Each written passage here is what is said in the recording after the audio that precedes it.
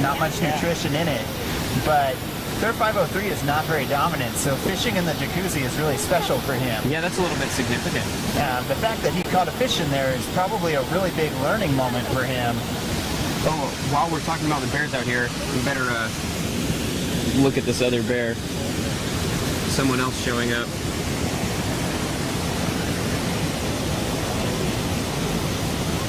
Another big bear. Like we've been saying, you know, this is all, we pushed 151 up. Yep, 151 just went up above the falls. He's a little intimidated by this new bear. There's always a lot of drama here at the falls between the bears, because not all the fishing spots are created equal, and bears are not social creatures. They're not like chimpanzees or humans, right? Or prairie dogs or animals that live in colonies. Bears prefer to live on their own and do their own thing. They'd really rather not be close to each other. And the only time you ever see bears getting really close to each other and tolerating each other like this is around concentrated food sources.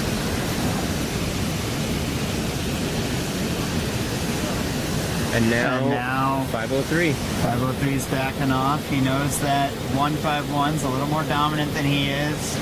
Don't want to challenge that right now. And you know, this bear moment right here really ties in well with that last comment you said, Daniel. That complete ecosystem thought. Yeah. Wilderness is often considered a very good safe haven for wild animals. You know, because there are fewer people, less development and all that, you end up having these really big swaths of land that are preserved essentially for them. You know, they can live their lives as natural as possible because there aren't people interfering. Yeah, and that's really important.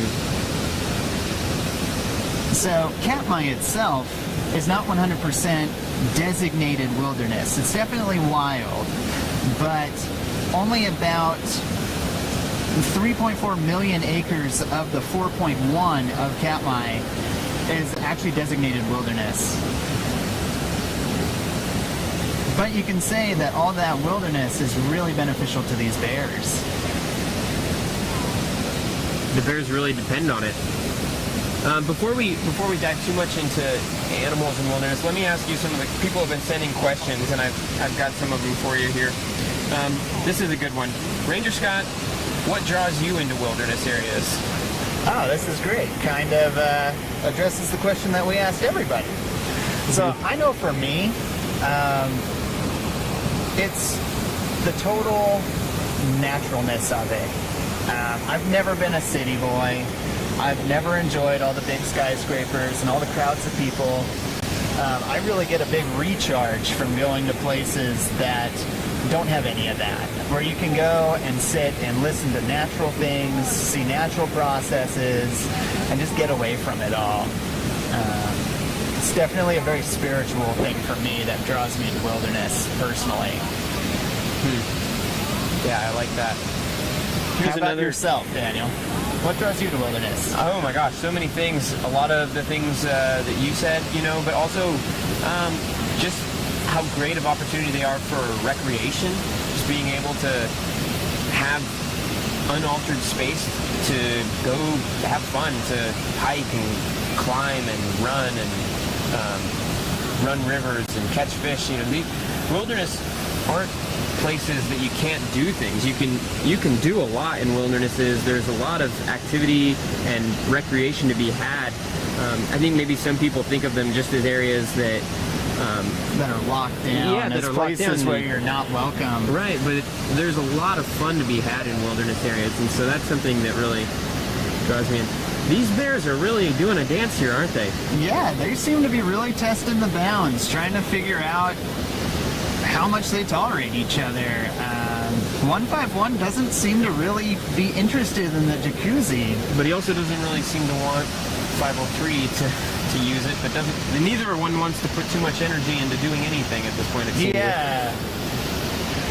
This is really odd. I have not seen this entire season. One thing I'll say to this kind of behavior, though, is that it's indicative of the time of year. September. These bears are very loaded down with food right now. They've been eating a lot all summer. And in general, that keeps them from getting too stressed about anything, you know. They've gained a lot of weight and they're feeling pretty good. Earlier in the season, this could be an entirely different kind of altercation. As it is, it doesn't seem very tense at all. It might be one of the most mellow bear social interactions you could possibly see. Yeah. Neither one of them really looks all that stressed out. Both of them are just kind of standing their ground and feeling things out. This is so odd. This gives us a good opportunity to compare sizes of these two bears too. 151 and 503 are two bears that, at times people will confuse them because they're of similar size. You can kind of see that now. Yeah, you can kind of see that. You can see how probably one of the biggest tells that they are different bears. It's just that 151 is so much heavier. Yeah. All that experience of being a little more mature, he's had a much more successful time of fishing. They'll both do fine through the winter, hibernating wise, but 151 definitely has a lot more meat on his bones. It almost looks like they're playing in a way. Yeah. Well, people are still commenting about wilderness. Stacy says, I like wilderness because it challenges me. I think that's a really good thing. That I would agree with that. That for me, that's one of the things that draws me to wilderness and to wild places is the challenge you get from going somewhere where nothing is done for you, nothing is there to help you, everything is just there for its own reasons, and it can be a challenging kind of place to be.